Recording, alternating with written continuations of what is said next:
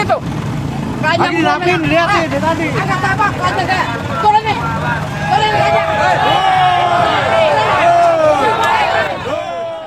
Sejumlah pedagang sayur di Bekasi, Jawa Barat mengamuk ketika ditertibkan petugas Satpol PP. Petugas tetap memasukkan dagangan sayurnya ke dalam truk meski mendapat perlawanan dari para pemiliknya.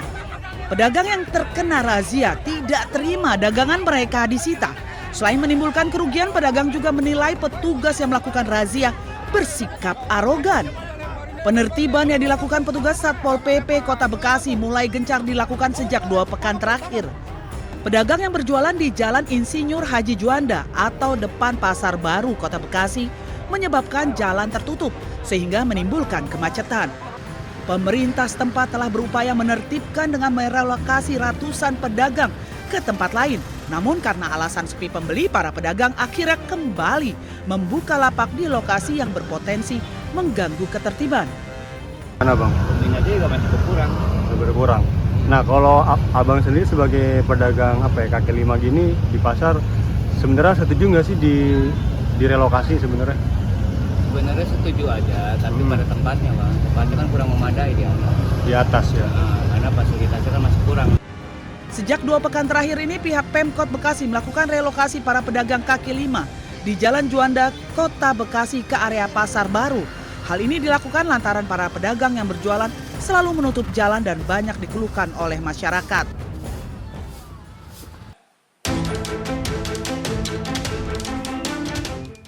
Pemerintah Provinsi Jawa Barat mengungkap 2.663 aparatur sipil negara di Jawa Barat diduga bermain judi online. Temuan ini berasal dari laporan Pusat Pelaporan dan Analisis Transaksi Keuangan atau PPATK. Total nilai transaksi judi online yang dilakukan ASN di 27 kabupaten dan kota mencapai 10 miliar rupiah. Bahkan ada ASN yang saldo rekeningnya mencapai 800 juta rupiah dari hasil judi online. Banyak sekali ASN di Jawa Barat, terutama di kota-kota besar ya, di Bekasi, Bandung dan sekitarnya, banyak sekali yang terlibat judol. Saya berharap kita segera menindaklanjutinya, para inspektorat di kota kabupaten untuk segera memanggil para ASN yang terlibat judol tersebut, memberikan sanksi ya sesuai dengan aturan yang berlaku. Kenapa temuan Bapak di mana sih Pak? Temuan Bapak menemukan? Saya waktu itu silaturahmi dengan Kepala PPATK Pusat, Kang Ivan, kebetulan orang Jawa Barat, kita ngobrol. Di akhir pertemuan itu beliau sampaikan, Kang hati-hati, Jawa Barat judulnya sudah sangat meresahkan. Pemprov Jawa Barat membentuk tim gabungan yang terdiri dari Badan Kepegawaian Daerah, Inspektorat dan Biro Hukum untuk memberantas judi online di lingkungan Pemprov Jabar. Dari Bandung, Jawa Barat, Ervan David, iNews melaporkan.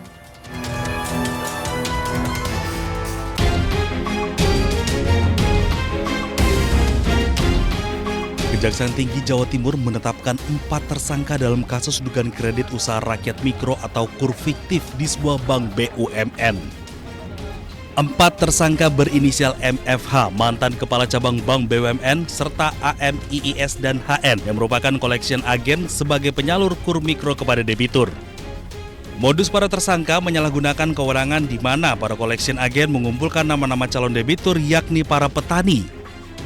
Para tersangka mengumpulkan kartu keluarga, KTP, dan buku nikah yang dipergunakan untuk mengajukan pinjaman KUR kepada pimpinan cabang bank yang saat itu dijabat oleh tersangka MFH. Para tersangka collection agent meminjam KTP para calon debitur dengan memberikan iming-iming untuk diusulkan mendapatkan bantuan sosial senilai Rp200 hingga Rp250.000 per orang. Uang hasil pencairan digunakan oleh para tersangka collection agent untuk kepentingan pribadi. Sementara tersangka mantan kepala cabang mendapatkan imbalan sebesar Rp105 juta.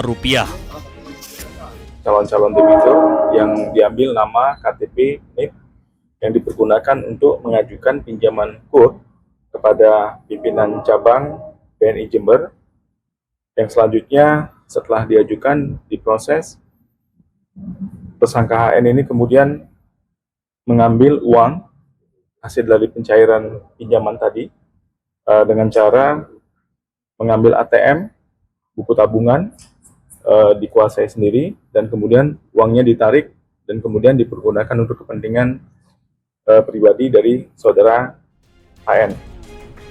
Akibat perbuatan para tersangka, bank alami kerugian kredit macet dan negara alami kerugian sebesar 41,4 miliar rupiah. Dari Surabaya, Jawa Timur, Hari Tambayong, iNews melaporkan.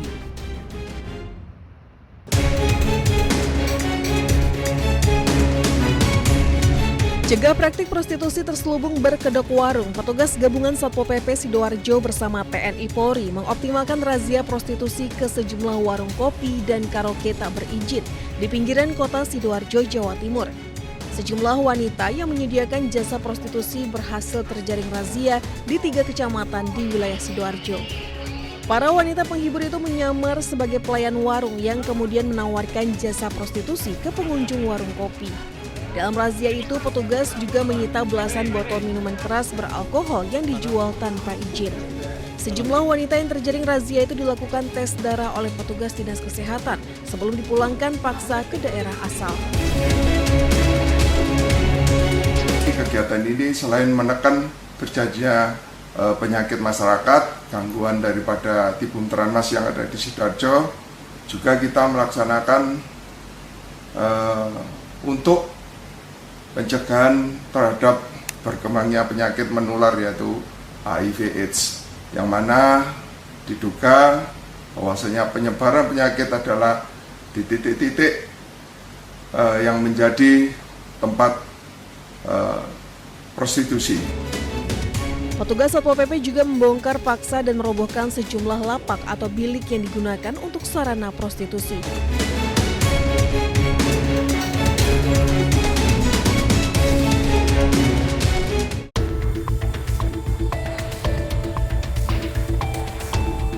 Aksi pencurian sepeda motor dilakukan DNR di sebuah angkringan di Jalan Papandayan, Semarang terekam CCTV. Wajah pelaku terlihat jelas saat masuk ke warung berbicara dengan seseorang. Tanpa ragu, pelaku langsung mengambil sepeda motor milik pengunjung angkringan menggunakan kunci duplikat dan membawanya kabur. Berbekal rekaman CCTV, polisi dari unit Resmo Polrestabes Semarang melakukan pengejaran dan berhasil menangkap tersangka di Mragen, Kabupaten Demak. Berikut barang bukti sepeda motor hasil curian yang diganti plat nomornya serta 1 buah kunci duplikat. Dari unit 5 Resmob berhasil mengamankan 1 pelaku dengan inisial DNR di daerah Mragen, Demak. Dan pada saat penangkapan terhadap pelaku ditemukan juga sepeda motor hasil dari pencurian yang terjadi di angkringan daerah Papandayan, yang saat itu untuk nomor polisinya sudah diganti. Saat ini penyidik masih melakukan pemeriksaan secara intensif terhadap tersangka untuk melengkapi proses penyidikan. Dari Semarang, Jawa Tengah, Doni Marendra, iNews melaporkan.